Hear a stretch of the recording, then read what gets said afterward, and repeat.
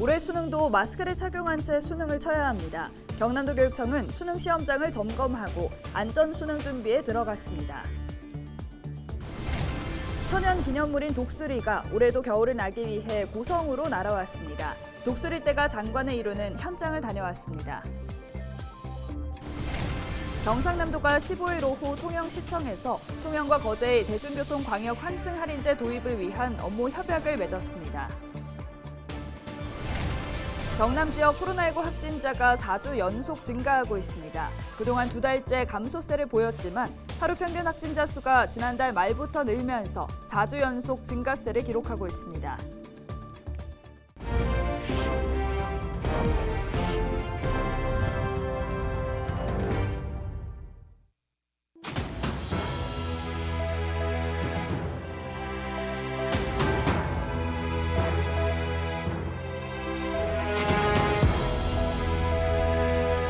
여러분 안녕하십니까? 헬로TV 경남뉴스입니다. 올해도 코로나19로 인해 수험생들은 마스크를 착용한 채 수능을 쳐야 합니다. 최근 확산세도 심상치 않아 긴장감이 커지고 있는데요. 안전 수능을 위한 마지막 점검 현장과 확진 수험생들의 시험 장소까지 전해드립니다. 권정숙 기자입니다. 수능이 치러질 창원의 한 시험장입니다. 시험실 방역 상태와 물품, 방송 상황은 물론 분리시험실과 동선, 감독관, 개인보호구까지 세심한 점검이 이뤄집니다. 최근 코로나가 재유행하면서 박종훈 교육감까지 나서 수능을 앞둔 현장을 찾아 안전점검에 나선 것입니다. 별도 시험장이 수험생이 많아서 문제가 될 가능성은 없는가 이거 제가 확인을 했고, 그리고 각 시험장마다 별도 시험실이 설치되어 있습니다. 동선을 분리해서 그 별도 시험실에서 시험 칠 수 있는 이 부분까지도 저희들은 예상되는 숫자를 훨씬 초과해서 준비를 하고 있었습니다. 코로나 수능 3년차, 올해 수능도 여전히 마스크 수능으로 치러집니다. 마스크를 꼭 착용을 하고 고사장에 입장을 해 주셔야 됩니다. 출입 시에 손 소독과 그리고 체온 측정에 꼭 응해 주셔야 되고, 신분 확인을 위해서 잠시 그 마스크를 내려서 그 신분 확인에 협조를 해주시면 감사하겠습니다.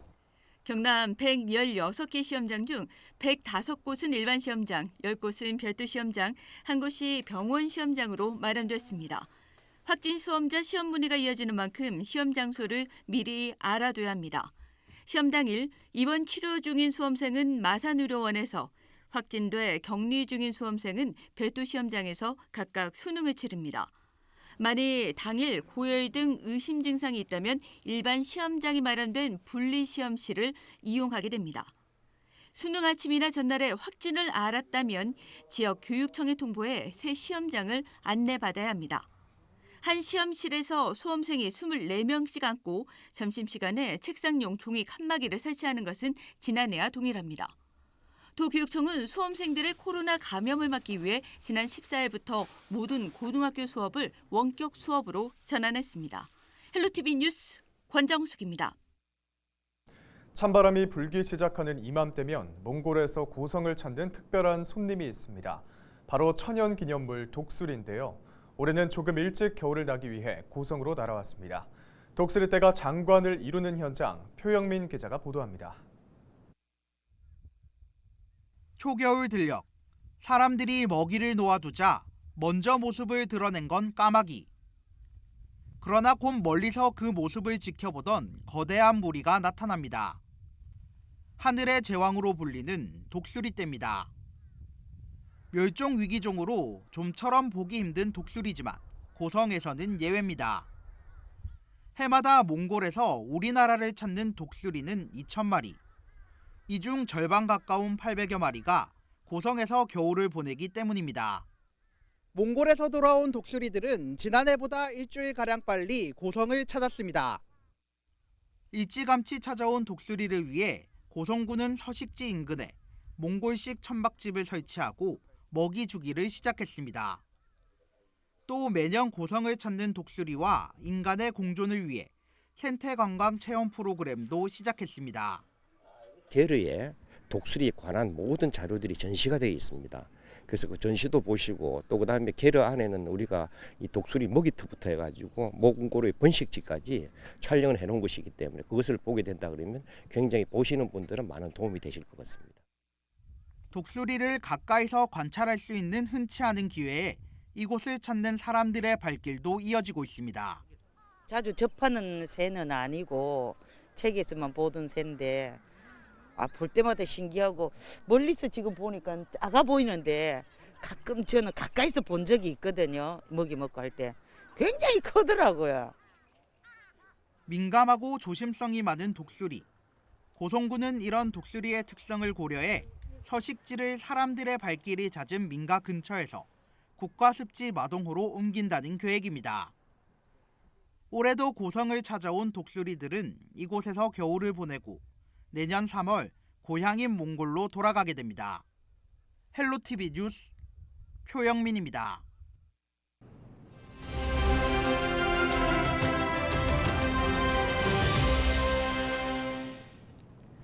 시민의 안전을 지키는 한 소방관이 100차례가 넘는 헌혈을 통해 생명사랑을 실천하고 있습니다. 부산 소방재난본부에 근무하는 송현재 소방교가 그 미담의 주인공인데요. 우리 동네 히어로 김한식 기자가 화제의 주인공을 만나봤습니다. 헌혈 천사로 불리는 부산 소방재난본부 소속 송현재 소방교. 지금까지 실시한 헌혈만 무려 119차례. 지난 2009년 우연히 시작한 헌혈이 이렇게 길게 이어질지 본인도 몰랐습니다. 묘한 만족감이 있고 그런 점이 좋아가지고 이제 헌혈을 그 이후로 계속하게 되었고 이제 119회 헌혈을 했는데 이렇게까지 길게 하리라고는 저도 생각을 못했습니다. 오랜 기간 헌혈을 하면서 삶의 변화도 생겼습니다. 모든 일에 긍정적으로 변한 건 물론 건강까지 챙겼습니다. 제가 헌혈을 하고 나서 주기적으로 운동을 하게 되었습니다. 혈압 수치가 이제 예전에 150 넘을 때도 있었는데 지금은 거의 정상치로 돌아왔습니다. 평소 사명감을 가지고 솔선수범하는 송 소방교. 함께 근무하는 동료들에게 좋은 모습을 보여주며 신뢰를 얻고 있습니다. 이 정도로 이렇게 많은 헌혈을 하실 줄은 몰랐습니다. 또 소방관으로서에 대한 사명감을 가지면서 그런 좋은 모습을 보여주면서 저희 주변 동료들에게 귀감이 되지 않나. 119장의 헌혈증은 몸이 아파 고통받는 사람들에게 모두 전달했습니다. 또 얼마 전에는 조혈모 세포 기증까지 서약했습니다. 혈소판 헌혈이 들어보니까 한 팩을 만드는데 일반 헌혈이 6개가 필요하다. 그래가지고 제가 어느 시점부터는 혈소판 헌혈을 주로 하게 되었습니다. 헌혈은 나를 위한 일이고 대가는 보람이라는 송 소방교. 그의 꿈은 몸이 허락하는 그 순간까지 누군가를 위해 팔을 걷어 붙이는 겁니다. 제가 지금 가장 편하게 느끼는 빈도인 1년에 10회 그리고 그러면 10년에 100회 그 몸이 허락하는 데까지 열심히 하겠습니다. 헬로티비 뉴스 김한식입니다.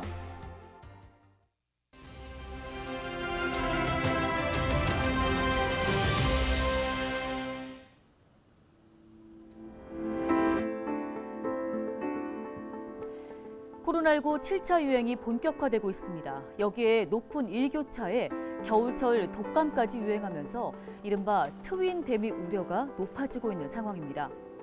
이렇게 호흡기 질환을 앓는 환자들이 늘어나면서 약국에서는 관련 약품을 찾는 사람들로 인해 품귀 현상까지 겪고 있는데요. 질병관리청이 내놓은 자료를 보면 45주차, 그러니까 10월 30일에서 11월 5일까지 인플루엔자와 외래 환자가 1000명당 11.2명으로 유행 기준인 4.9명을 크게 뛰어넘고 있습니다. 일선 약국들은 급작스럽게 늘어난 환자들로 호흡기 질환 관련 약품들이 모자른 상황인데요. 관련 의약품의 생산량을 늘리는 것도 중요하겠지만 코로나19 백신 추가 접종과 함께 또 우리 몸 상태에 따라 독감 백신 접종도 가능하니까 코로나19 백신 추가 접종 그리고 독감 예방 백신 접종 서둘러셔야겠습니다. 그리고 다소 느슨해진 코로나19 개인 방역 수칙, 거리 두기와 손 씻기, 실내 마스크 쓰기 잊지 마셔야겠습니다. 지금까지 데일리 브리핑이었습니다. 함양도서관 신축은 함양군의 수건 사업 중 하나입니다. 도서관 유지 관리를 위해서 보수 공사를 수차례 진행했지만 안전사고 위험과 공간 부족 문제는 쉽게 해결되지 않았는데요. 함양군과 경남도 교육청이 손을 맞잡고 함양도서관 신축에 힘을 보태기로 했습니다. 조서희 기자입니다. 주민들에게 책을 빌려주고 독서 공간을 내어주는 함양도서관입니다. 하루 200명 정도가 이곳을 이용하고 있습니다. 하지만 자료실과 열람실 자리가 150석 규모고 주차장은 겨우 6면 뿐입니다. 지난 1989년 지어진 이후 30년 넘게 운영되며 시설 면에서도 상당히 노후됐습니다. 주차 시설이 너무 협소하다 보니까는 아이 데리고 집에서부터 걸어서 보통 와가지고 책 빌리고 놀고 이제 가고요. 공간이 조금 협소하다 보니까는 지역에 있는 아이들이 이렇게 참여할 수 있는 횟수가 인원이 되게 조금 정해져 있어요. 도서관을 새로 지어야 한다는 목소리가 오래전부터 나왔지만 지지부진했던 이유는 마땅한 장소를 찾지 못해서입니다. 그런데 최근 함양교육지원청 위치에 도서관을 이전하는 쪽으로 가닥이 잡혔습니다.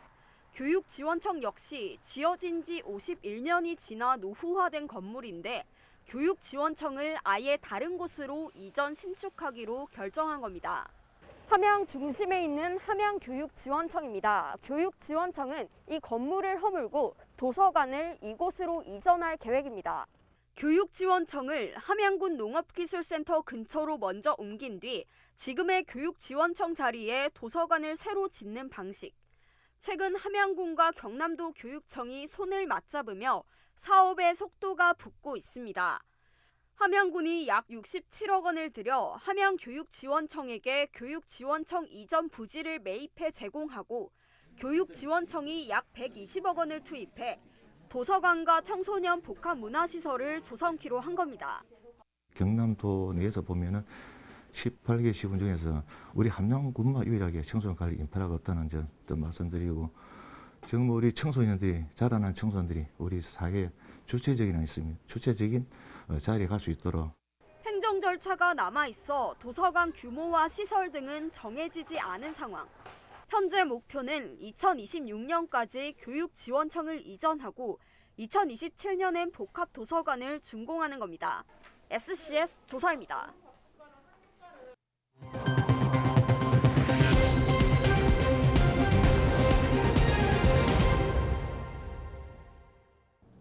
경남 지역의 코로나19 확진자가 4주 연속 증가하고 있습니다. 경상남도는 지난 6일부터 12일까지 16,317명이 확진됐고 하루 평균 확진자 수는 2,331명이라고 밝혔습니다. 그동안 2달째 감소세를 보였지만 하루 평균 확진자 수가 지난달 말부터 늘면서 4주 연속 증가세를 기록하고 있습니다. 지역별로는 창원이 전체 30%를 넘게 차지해 가장 많았고 이어 김해와 양산, 진주와 거제, 사천의 순서입니다. 이 기간 연령대별 가장 많은 확진자는 40대에서 50대며 이어서 70대 이상, 60대와 10대로 나타났습니다. 경상남도가 15일 오후 통영시청에서 통영과 거제의 대중교통 광역 환승 할인제 도입을 위한 업무 협약을 맺었습니다.